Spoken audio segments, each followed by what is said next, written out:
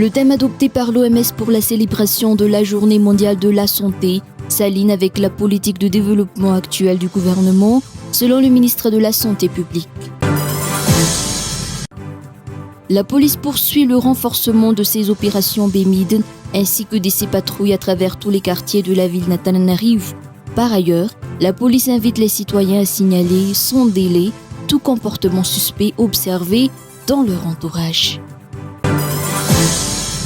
Les préparatifs du sommet Youth Connect Africa 2025, prévu pour novembre à Madagascar, sont désormais lancés.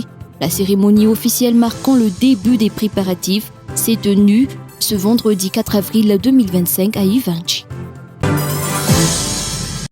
En Europe, les pays de la coalition des volontaires alliés de Kiev se sont retrouvés jeudi 10 avril à Bruxelles pour tenter de définir comment garantir la sécurité de l'Ukraine, mais beaucoup de questions restent ouvertes. L'idée pour cette trentaine de pays est de définir les contours d'une force de réassurance destinée à empêcher toute nouvelle attaque de la Russie après la signature d'un cessez-le-feu. Mesdames et messieurs, bonsoir et bienvenue dans ce journal en version française sur TV+ Madagascar.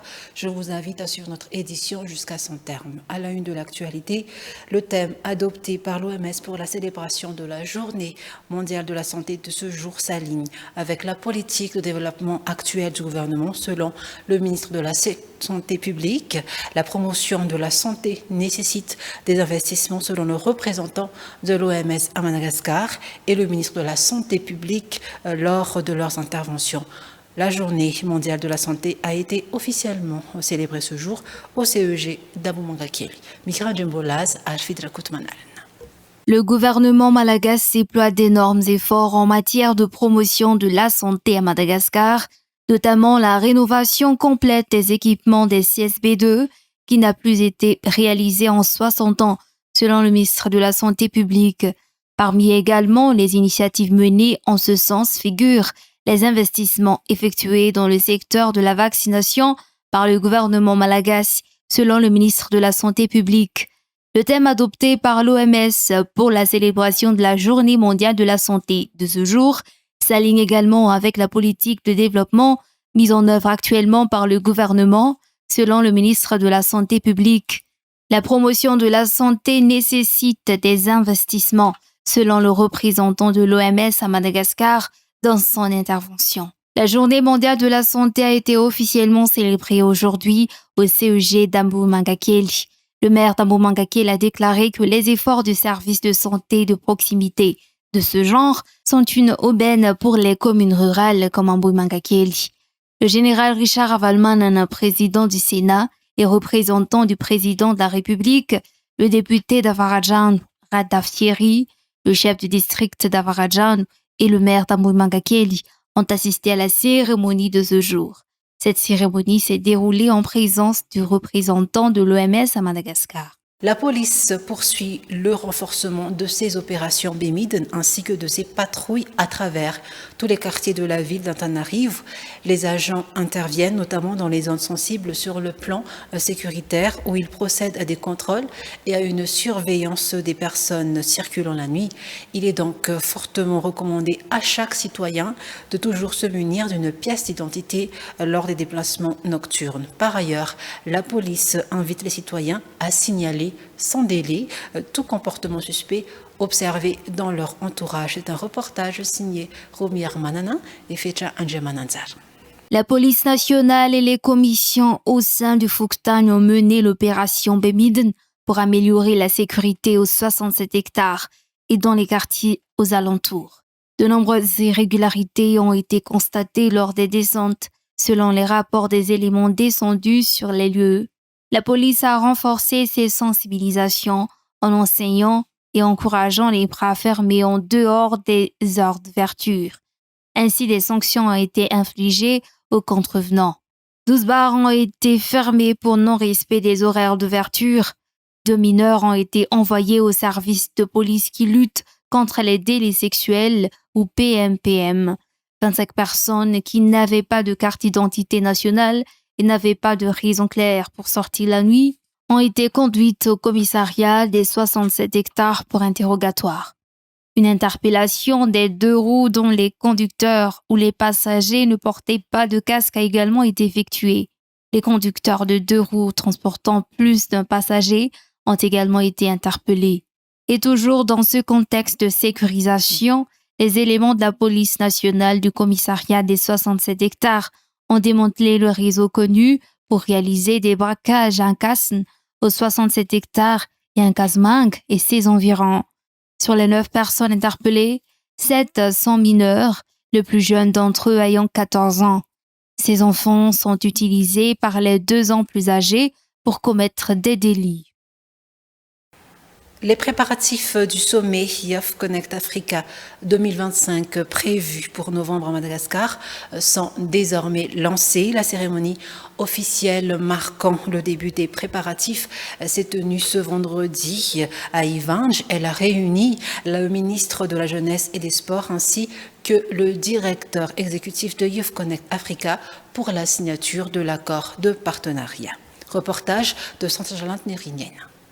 La préparation du Youth Connect Africa Summit 2025, le plus grand rassemblement de la jeunesse africaine, est désormais lancée. L'événement prévu pour novembre prochain à Madagascar s'articulera autour du thème « L'Afrique que nous méritons », un choix en cohérence avec l'agenda 2063 de l'Union africaine. Madagascar devient ainsi le premier pays de l'océan Indien à accueillir ce sommet continental qui se tiendra pour la première fois dans un pays francophone ou partiellement francophone. Une fierté et une opportunité pour la jeunesse malagasy dont l'implication est déjà fortement visible dans les préparatifs, comme l'a souligné le directeur exécutif de Youth Connect Africa. Près de 45 pays africains sont attendus pour prendre part au sommet, dont 37 ont déjà confirmé leur participation. Le ministre de la Jeunesse et des Sports, Marsan Moustapha, a quant à lui insisté sur les retombées positives pour la jeunesse malagasy, à savoir le développement de réseaux de coopération, l'ouverture vers de nouveaux marchés pour les jeunes entrepreneurs et les échanges entre jeunes leaders venus de tout le continent. Parmi les thématiques phares à l'ordre du jour, l'économie bleue, l'environnement, le leadership, les compétences professionnelles et l'épanouissement des jeunes. L'accord officiel d'organisation West Country Agreement a été signé ce vendredi 4 avril à Ivange entre le ministère de la Jeunesse et des Sports et le directeur exécutif du programme Youth Connect Africa. Rubrique sport, football, avant même les 2 dernières journées des éliminatoires de la Pure Play Football League, 7 équipes sont déjà qualifiées pour les quarts de finale du championnat national élite de Madagascar. Ces clubs classés en tête du classement possèdent au moins 6 points d'avance sur leurs poursuivants, ce qui leur assure leur place dans le top 8. Il reste un seul ticket à prendre et 4 équipes, USCA Foot, FC Rouge, AS Avenir Sainte-Anne et Mama FC se disputent cette ultime chance de qualification. Reportage de Romy Armanana. À l'approche de la semaine des éliminatoires du championnat national élite de la Pure Play Football League, les enjeux deviennent de plus en plus cruciaux. À seulement 2 journées de la clôture, 7 équipes ont déjà validé leur qualification pour les play-offs, synonyme de quart de finale. Ces formations se sont montrées solides et régulières tout au long de la compétition, creusant un écart d'au moins 6 points avec les poursuivants directs. En tête, l'AS Fanalamanga domine avec 19 points, suivi de près par Foussa Junior FC et Disciple FC, qui totalisent chacun 17 points. LGCO Plus occupe la 4e place avec 16 unités, juste devant CFFA, Adjesaya et Kosfa, tous les 3 à 14 points. Ces 7 clubs sont donc assurés de figurer dans le top 8. En revanche, la lutte pour la 8e et dernier billet reste ouverte. Yuska Foot 9 points, FC Rouge 7 points, AS Avenir Sainte-Anne et Mama FC 5 points chacun, tenteront de décrocher cette ultime place qualificative lors des 2 dernières journées.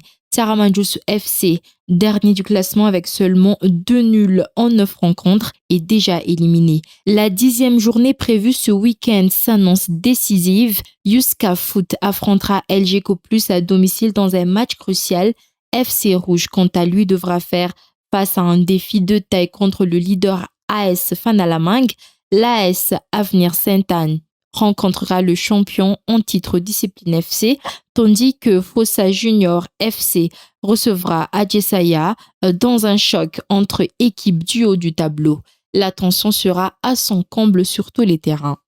Et en Europe, les pays de la coalition des volontaires alliés de Kiev se sont retrouvés jeudi 10 avril à Bruxelles pour tenter de définir comment garantir la sécurité de l'Ukraine. Et beaucoup de questions restent ouvertes. L'idée pour cette trentaine de pays est de définir les contours d'une force d'assurance destinée à empêcher toute nouvelle attaque de la Russie après la signature d'un cessez-le-feu. France 24. Au moins 2 personnes ont été tuées et 35 autres blessées ce jeudi par des frappes russes sur l'Ukraine. Parmi les villes touchées, Mykolaïv dans le sud du pays. Un drone russe a fait une dizaine de blessés dans ce quartier résidentiel. Il faisait nuit. L'explosion m'a réveillé, plusieurs voitures ont pris feu. Je suis très soulagée d'être en vie. À Kiev, 2 personnes ont été blessées dans une attaque.